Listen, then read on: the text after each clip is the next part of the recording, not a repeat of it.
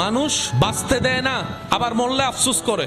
জীবিত থাকতে প্রশংসা উৎসাহ কেউ দেয় না, মারা যাওয়ার পরে সবাই লাইন ধরে শুধু প্রশংসাই করে। সেজন্য দুনিয়াতে যতদিন বাঁচবেন মাথায় রাখবেন, আপনি ছাড়া আপন আর কেউ নেই দুনিয়াতে।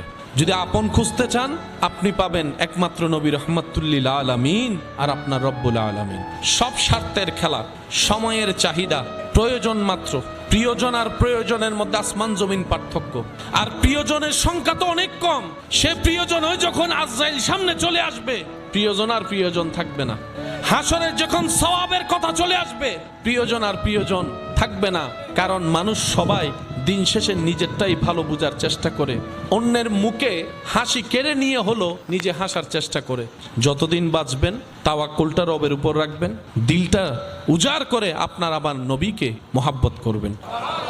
বেশি বেশি ইস্তেগফার করব, বেশি বেশি দরুদ পড়ব, সাধ্য মোতাবেক সৃষ্টির উপকার করব, নিজে সয়ে যাব, অন্যকে সুখে রাখার চেষ্টা করব।